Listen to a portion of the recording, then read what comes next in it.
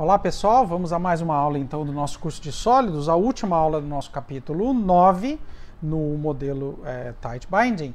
E a gente falou na aula passada, nas duas últimas aulas passadas, sobre a banda S, né? E aqui a gente agora vai tratar o caso geral, e vai ser assim mais qualitativo, né?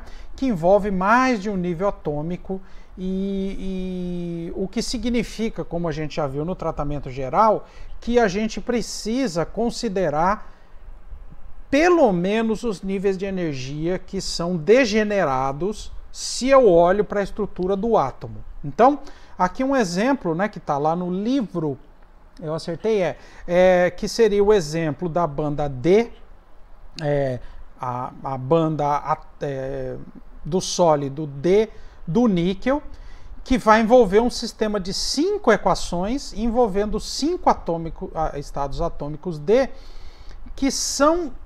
Por que o degenerado está entre aspas aí? Porque, assim, se eu olho os estados D no átomo de hidrogênio, os estados D, por exemplo, é o 3D, né? Os estados 3D teriam, teoricamente, a mesma energia que o 3P e o 3S. Então, por que não estão todos juntos? Porque quando eu considero que o níquel é um sistema de múltiplos elétrons, deixa eu tirar o fone que não precisa, né? De múltiplos elétrons, os termos de interação elétron-elétron, interação spin-órbita, spin-outra órbita, ou seja, todos os outros termos que vêm na descrição do átomo, eles levantam o que a gente chama, né, na mecânica quântica, levantam essa degenerescência de forma que para o sólido a gente precisa considerar somente os 5 estados D, são 5, né, porque D significa L igual a 2, se o L é igual a 2, o ML vai de menos 2 a mais 2, são 5 estados D. Eu preciso considerar somente esses 5 estados D que têm energias parecidas, bem próximas, né? Então, que existe uma chance do potencial periódico no modelo Tight Binding de alterar e misturar de forma diferente, então, esses estados. Então, tá aqui um exemplo, né? Isso aqui tá aqui, a referência tá lá no Ashcroft e Mermin, o gráfico assim, aqui ao longo de algumas direções. O níquel, se não me engano, é um metal FCC, não está dizendo aqui, né? Mas eu acho que o níquel metálico é um dos que gera uma estrutura FCC. Acho que é uma estrutura FCC. E aqui são algumas cúbica de face centrada, né? E aqui são as bandas de energia, então as 5 bandas de energia em direções especiais, então na rede recíproca. Então aqui na direção gama X, né? Vamos voltar aqui um pouquinho. FCC significa que se ele for, eu acho que é FCC sim, essas direções são essas aqui, né? O gama é sempre a origem da rede recíproca, é sempre o K igual a 0, e o X seria então o centro da face retangular, o L o centro da face hexagonal, o W esse ponto aqui de encontro, né? De junção de faces hexagonais com a face retangular, e o K um ponto na face comum de duas, uma aresta comum de duas faces hexagonais, né?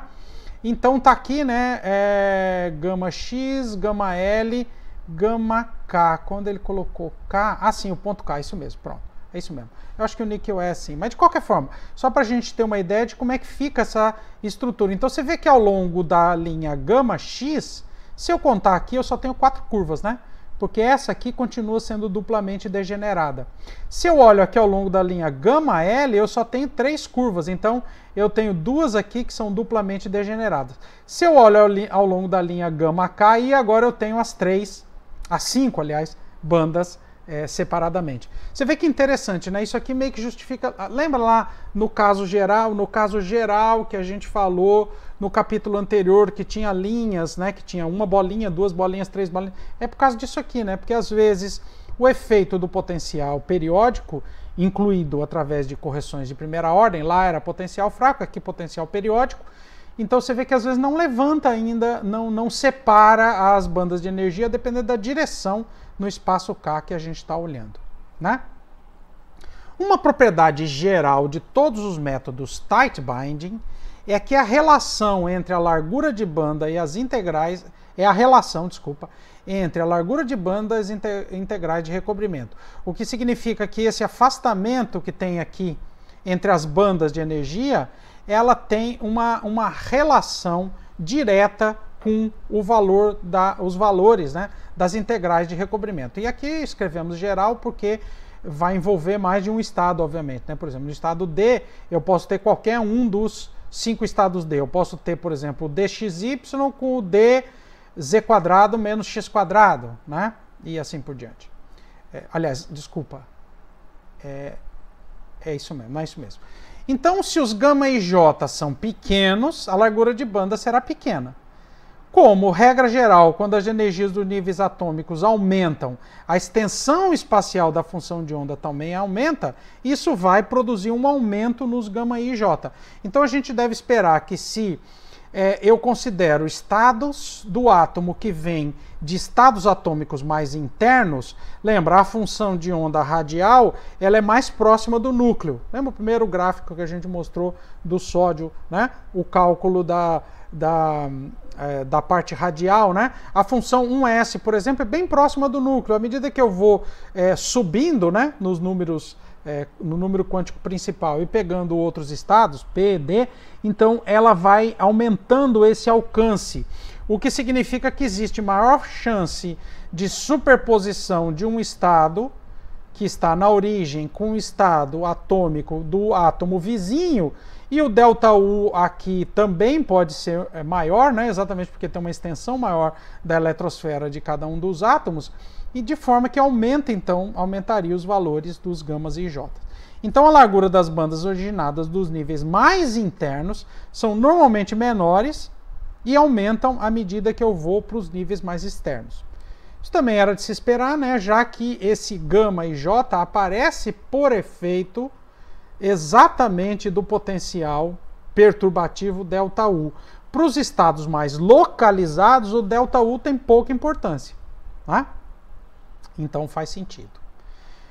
Uma terceira propriedade importante é que, embora as funções de onda das bandas no cristal sejam construídas a partir das funções de onda atômicas, um elétron numa das bandas produzidas pelo método tight binding tem igual probabilidade de ser encontrado em qualquer célula primitiva do cristal.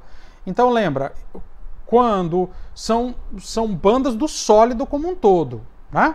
Quando eu desenho a estrutura de bandas, né, populando os estados, né, com os elétrons, eles populam os estados ali na região, no espaço K, né, na rede, a depender do vetor de onda K e a depender do valor da energia eu vou preenchendo. Mas isso não significa que está limitado a um átomo da rede, não. Ele pode estar em qualquer lugar, em tese, em qualquer lugar, em qualquer célula primitiva do cristal. Essa propriedade, na verdade, já era de se esperar, porque vem da proposta da função de Bloch, que faz com que os estados mudem apenas de fase quando o vetor posição é deslocado na rede direta, né? Então, se ao invés de eu olhar esse ponto da rede direta, eu olhar esse aqui, a diferença da função de onda aqui para um elétron da função de onda aqui é só uma fase. Mas a probabilidade é módulo ao quadrado. Módulo ao quadrado não depende da fase. Então a probabilidade de encontrar o elétron aqui é exatamente igual à probabilidade de encontrar o elétron aqui. Um indício de que os estados tight binding não são estados localizados vem do teorema da velocidade média dos estados de Bloch, que depende do gradiente da banda, né? Basta que o E de K tenha alguma dependência em K para que a velocidade seja diferente de zero. Então, formalmente, eu só tenho velocidade igual a zero se o E for independente de K. De forma que o gradiente em K, né, da função E de K, então o gradiente no espaço K da função E de K, seja identicamente nula. Do contrário, se tiver qualquer dependência, significa que eu tenho possibilidade de ter uma velocidade média do elétron que ocupe aquele determinado estado K, né?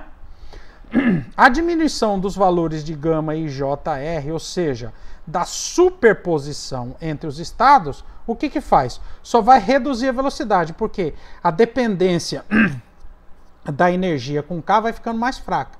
De onde vem essa dependência? Vem, na verdade, dos termos que envolvem o ΔU, que são as integrais alfa, beta e gama, né?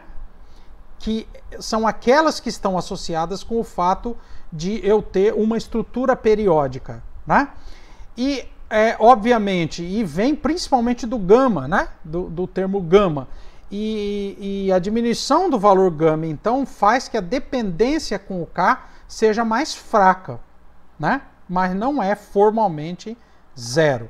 A gente pode dizer que para os estados muito localizados, ou seja, um elétron 1s, aí a velocidade é praticamente zero, ou seja, os elétrons ficam, a partir do momento que ele é colocado, né, num átomo, ou que ele está próximo de um átomo da rede direta, a chance de encontrar ele em outro vai ser menor. Mas se eu não sei onde ele está, a chance de encontrar ele em qualquer um é igual. Mas o que eu quero dizer é que, como a velocidade é muito próximo de zero, se ele estiver num, ele vai permanecer ali. Diferente dos átomos, dos elétrons que estiverem em estados mais afastados, de maior energia, né? Porque como a dependência K aumenta, significa que a velocidade aumenta, então existe possibilidade do elétron vagar pelo sólido. E isso aqui justifica mais um pouquinho a ideia original de Drude, né? Aquele modelinho tão assim, básico de Drude, que tem elétrons livres, que andam pelo material. Eles não são bem livres, mas têm velocidade. Então veja só que interessante. Sólidos que não são, até agora a gente tratou sólidos monatômicos. Se o sólido não for monatômico, ou que tem uma base com mais de um átomo por ponto da rede. Por enquanto a gente falou do caso de um sólido que cada ponto da rede de Bravais é ocupado por um único átomo. Se eu precisar colocar, se for um sólido monatômico, eu preciso colocar mais de um átomo, por exemplo, o caso dos metais com estrutura HCP. Ou se eu tenho uma outra estrutura qualquer que eu tenho mais de um átomo diferente, então eu preciso ter uma base, né? Eu posso generalizar o método tight binding considerando duas formas. Eu posso fazer a generalização.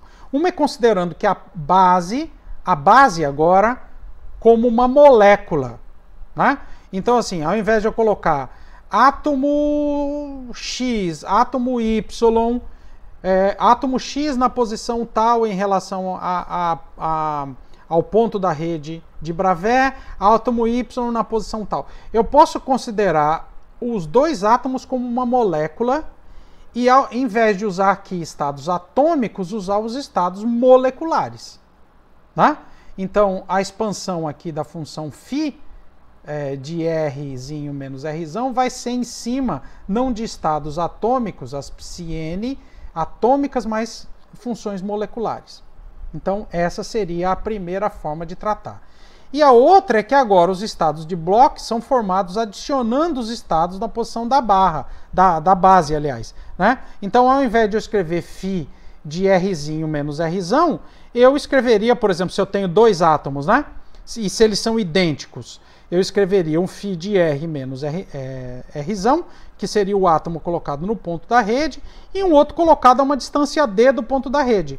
E eu continuo usando os estados atômicos para expandir, então, tanto o φ de R menos Rzão, quanto o φ de Rzinho menos D menos Rzão. Tá? Quinta característica, em metais formados por elementos pesados e em muitos sólidos com propriedades magnéticas, a interação spin-órbita é uma contribuição importante. E a inclusão desse termo nos métodos tight binding pode ser feita incluindo, por exemplo, dentro do próprio ΔU. Né? Então a gente pode incluir a interação spin-órbita dentro do ΔU e tratar, então, de novo como uma perturbação. Uma consequência importante é que os estados atômicos agora, eles têm que ser escritos da sua forma completa, ou seja, incluindo a dependência com spin. Então, além da parte espacial, eu tenho que incluir também a parte dos spinores. né? O efeito é duplicar o tamanho dos sistemas de equações que temos que resolver. Então, por exemplo, vamos imaginar que eu considere o caso de um estado D, né? O caso do níquel, em que eu queira incluir a interação spin-órbita. Como eu tenho dois possíveis elétrons e eu vou incluir o spinor, né? A parte de spin, eu teria agora uma equação, não uma equação de 5, né, estados, mas eu teria 10 por 10. Porque para cada estado D, ele se duplica em dois possíveis com spins diferentes. No exemplo da banda S, a gente teria um sistema de 2 por 2, né? Que seria a banda S preenchida com spin up e spin down. Todas as discussões que a gente fez até agora nesse capítulo e nos anteriores ainda preservam a aproximação dos elétrons independentes. Então, a gente continua com a mesma ideia. Eu determino os novos estados, como se eu tivesse um único elétron, e depois venho preenchendo os diferentes estados, como se o fato de eu ter colocado um elétron não vai alterar os estados para colocar o próximo. Bom, isso é mais ou menos verdade, e também é possível acomodar dentro do método tight binding uma aproximação da interação elétron-elétron, se eu considero dentro do delta-1 potencial médio efetivo. Então, uma das formas de se fazer é imaginar que quando eu vou incluir um elétron, eu tenho, além do delta-U que vem da estrutura que vem dos átomos, eu tenho um delta-U que depende da densidade média de cargas negativa, né? E isso então tem uma alteração no método delta-U. Os métodos modernos usam, e nós vamos ver num capítulo mais adiante, que usam método tight binding, incluem de alguma forma a interação elétron-elétron para tratar esse problema. E como a interação elétron-elétron é incluída, é que é às vezes o calcanhar de Aquiles, é uma parte crítica dos modelos, né? E o último, só mais a título de informação, a expansão que a gente usou para escrever, né, a função de onda no método tight binding, ela é, na verdade, ela é muito mais geral, né? E a gente pode escrever os estados de Bloch como essa expansão em termos de qualquer função que tenha características de ser periódica, né? E todas essas funções que são periódicas são chamadas de funções de Wannier. Os estados atômicos são um caso particular das possíveis funções de Wannier, né? Diferentemente das funções atômicas, que são por hipótese iguais para qualquer R no método tight binding, as funções de Wannier elas são ortogonais para cada R, né? Então elas não são necessariamente, elas não são iguais, mas elas são ortogonais e formam uma base que pode ser usada para descrever os estados eletrônicos do cristal, ainda dentro de uma aproximação de elétrons independentes. Isso aqui é uma informação mais a título de informação, só para a gente, já que está lá no livro, para a gente concluir então o nosso capítulo. E é isso aí, pessoal. Com isso encerramos o nosso capítulo 9. Obrigado, até a próxima.